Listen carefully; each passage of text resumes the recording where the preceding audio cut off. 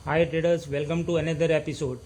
Best price action technique series को continue करते हुए आज हम राइजिंग और फॉलिंग वेज ट्रेडिंग स्ट्रेटजी पर डिस्कशन करने जा रहे हैं, जो मार्केट में बहुत काम करती है। यह एक पावरफुल ट्रेडिंग स्ट्रेटजी है जो आपको प्रॉफिटेबल ट्रेड्स की पहचान करने और रिस्क को प्रभावी ढंग से मैनेज करने में मदद करती है। चाहे आप एक अनुभवी ट्रेडर हों या अभी शुरुआत कर रहे हों, इन पैटर्न और स्ट्रेटजीज को समझने से आपको मार्केट में एज मिल सकती है। तो आराम से बैठिए और यह सीखने के लिए तैयार हो जाइए कि अपनी ट्रेडिंग को नेक्स्ट लेवल पर कैसे ले जाएं। तो हमेशा की तरह अपना सहयोग देने के लिए लाइक बटन को हिट करिए, जिससे कि हम आपके लिए और भी वीडियो लाते रहें। यदि आप नए हैं तो चैनल को सब्सक्राइब करिए, जिससे कि भविष्य में आने वाले एडवांस ट्रेडिंग कॉन्सेप्ट के बारे में जान सकें।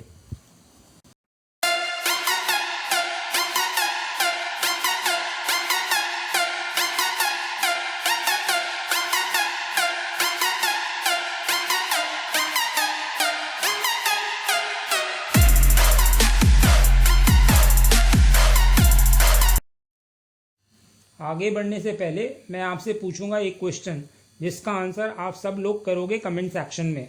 वो कौन सी दो एंट्री ट्रिक्स हैं जिसमें स्टॉप लॉस सबसे छोटा आता है? तो ये हैं आपके options: A retest entry trick और Fibonacci retracement entry trick, B Fibonacci retracement entry trick और volume breakout entry trick, C volume breakout entry trick और आरएसआई डाइवर्जेंस एंट्री ट्रिक, या फिर D RSI divergence entry trick और retest entry trick. Comment section में करिए उत्तर। जो लोग सही आंसर करेंगे, कोशिश करूंगा कि उनके कमेंट को हार्ट दे दूं, ताकि बाकी लोग समझ पाएं कि सही उत्तर क्या है। राइजिंग और फॉलिंग वेज पैटर्न तब बनते हैं जब किसी एसेट का प्राइस एक स्पेसिफिक डायरेक्शन में बढ़ रहा होता है, लेकिन समय के साथ ट्रेडिंग रेंज कम हो जाती है। यह नैरोनेस एक वेज शेप बनाता है, जिसमें ऊपरी और निचली ट्रेंड लाइंस एक दूसरे की ओर कन्वर्ज होती हैं। यह इंडिकेट करता है कि मार्केट एसेट के प्राइस मूवमेंट की दिशा के बारे में अनडिसाइडेड है और यह इंपेंडिंग ब्रेकआउट का संकेत हो सकता है। चार्ट पर राइजिंग और फॉलिंग वेज पैटर्न की पहचान करना मुश्किल हो सकता है, लेकिन कुछ टिप्स और ट्रिक्स के साथ आप कुछ ही समय में एक्सपर्ट बन सकते हैं। सबसे पहले कन्वर्जिंग ट्रेंड लाइंस को देखें, जो वेज शेप बनाती हैं। वैलिड माने जाने के लिए प्रत्येक ट्रेंड लाइन में कम से कम 2 टच पॉइंट होने चाहिए।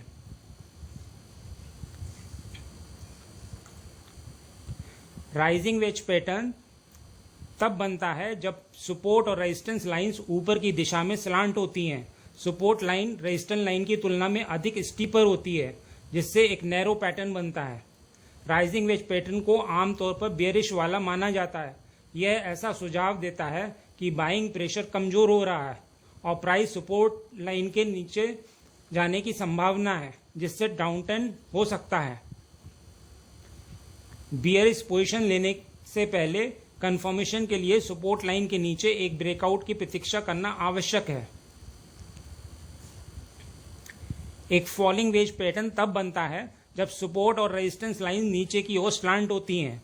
रेजिस्टेंस लाइन सपोर्ट की तुलना में अधिक स्टीपर होती हैं, जिससे एक नैरो पैटर्न बनता है।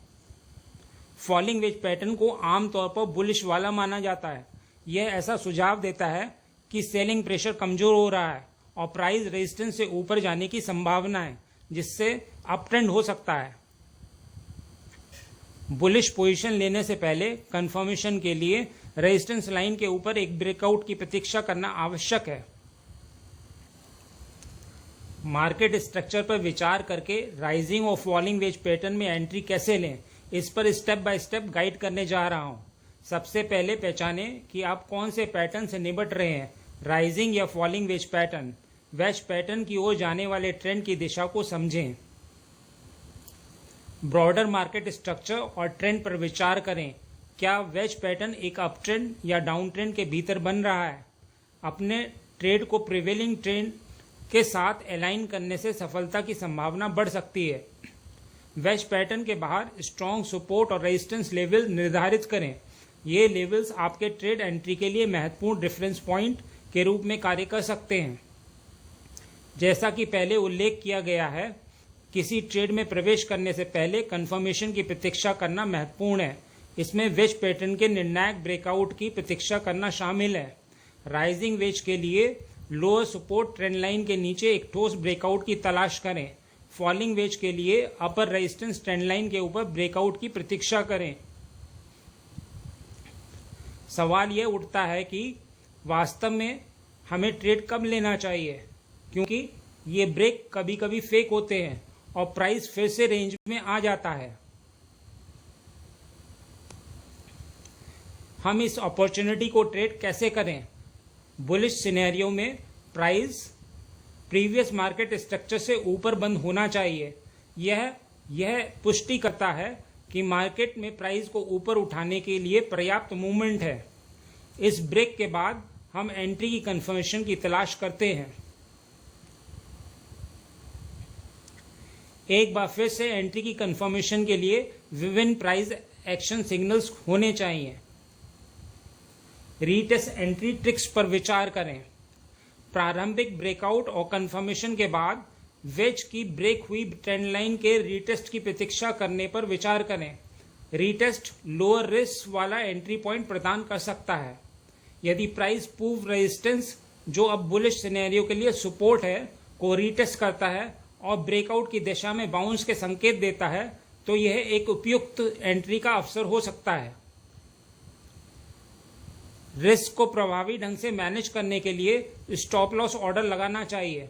अपने स्टॉप लॉस को वेज पैटर्न या रीटेस्ट से जुड़े की सपोर्ट या रेजिस्टेंस लेवल के ठीक नीचे लॉन्ग ट्रेंड के लिए या ऊपर शॉर्ट ट्रेंड के लिए रखना चाहिए। रीटेस्ट एंट्री ट्रिक्स में स्टॉप लॉस रखने के लिए ज़्यादा जानकारी पाने के लिए पिछले एपिसोड को देखें। टेक्निकल एनालिसिस आधार पर अपने प्रॉफिट लेवल्स का निर्धारण करें, जैसे कि वेज पैटर्न की ऊंचाई को मेजर करना और इसे ब्रेकआउट की दिशा में प्रोजेक्ट करना। इसके अतिरिक्त आगे के पोटेंशियल रेजिस्टेंस लेवल्स पर विचार करें, जो प्रॉफिट टारगेट के रूप में कार्य कर सकते हैं। जैसे ही ट्रेड शुरू होता है उसको लगाकर मॉनिटर करिए और यदि आवश्यक हो तो अपने स्टॉप लॉस को ट्रेल करिए या प्रॉफिट लेने के लेवल को एडजस्ट करने के लिए तैयार रहें। अपने ट्रेडिंग प्लान और रिस्क मैनेजमेंट नियमों का पालन करें। सुनिश्चित करें कि आपका पोजीशन साइज आपके रिस्क सहनशीलता और आपके ट्रेडिंग अकाउंट के साइज के लिए उपयुक्त है। किसी एक ट्रेड में अपनी क्षमता से अधिक खोने का रिस्क ना उठाएं। पुलबैक एंट्री ट्रिक पर विचार करें। यदि रीटेस्ट नहीं होता है या क्लियर नहीं है तो दूसरा विकल्प वेज पैटर्न के बाहर एक की सपोर्ट या रेजिस्टेंस लेवल पर पुलबैक की प्रतीक्षा करना है। यह लेवल वेज ब्रेकआउट की दिशा के साथ अलाइन होना चाहिए। ट्रेड में प्रवेश करने के लिए प्रीवियस स्विंग हाई या लो या एक महत्वपूर्ण हॉरिजॉन्टल सपोर्ट रेजिस्टेंस लेवल या फिबोनाची रिट्रेसमेंट लेवल 0.618 पर पुलबैक की तलाश करना चाहिए। रिस्क को प्रभावी ढंग से मैनेज करने के लिए स्टॉप लॉस ऑर्डर लगाना चाहिए। अपने स्टॉप लॉस को वेज पैटर्न या रीटेस्ट से जुड़े की सपोर्ट या रेजिस्टेंस लेवल के ठीक नीचे लॉन्ग ट्रेंड के लिए या ऊपर शॉर्ट ट्रेंड के लिए रखना चाहिए।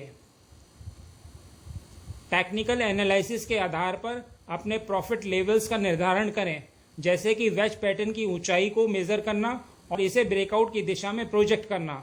इसके अतिरिक्त आगे के पोटेंशियल रेजिस्टेंस लेवल पर विचार करें, जो प्रॉफिट टारगेट के रूप में कार्य कर सकते हैं। जैसे ही ट्रेड शुरू होता है उसको लगातार मॉनिटर करिए और यदि आवश्यक हो तो अपने स्टॉप लॉस को ट्रेल करिए या प्रॉफिट लेने के लेवल को एडजस्ट करने के लिए तैयार रहिए। अपने ट्रेडिंग प्लान और रिस्क मैनेजमेंट नियमों का पालन करिए। सुनिश्चित करें कि आपका पोजीशन साइज आपके रिस्क सहनशीलता और आपके ट्रेडिंग अकाउंट के साइज के लिए उपयुक्त है। किसी एक ट्रेड में अपनी क्षमता से अधिक खोने का रिस्क ना उठाएं। संक्षेप में, राइजिंग और फॉलिंग वेज पैटर्न महत्वपूर्ण चार्ट पैटर्न है जिनके बारे में ट्रेडर्स और इन्वेस्टर्स को पता होना चाहिए। यह भविष्य के प्राइस मूवमेंट और पोटेंशियल ट्रेडिंग अपॉर्चुनिटीज के बारे में बहुमूल्य जानकारी प्रदान कर सकते हैं। प्रीवियस मार्केट स्ट्रक्चर ब्रेकआउट एक ऐसी स्ट्रेटजी है जिसका उपयोग सफलता की उच्च संभावना वाले ट्रेड्स में प्रवेश करने के लिए इन पैटर्न के साथ संयोजन में किया जाता है। सपोर्ट और रेजिस्टेंस के की लेवल्स की पहचान करके ट्रेडर रिस्क मैनेज कर सकते हैं और प्रॉफिट को अधिकतम कर सकते हैं। बस इतना ही इस वीडियो में।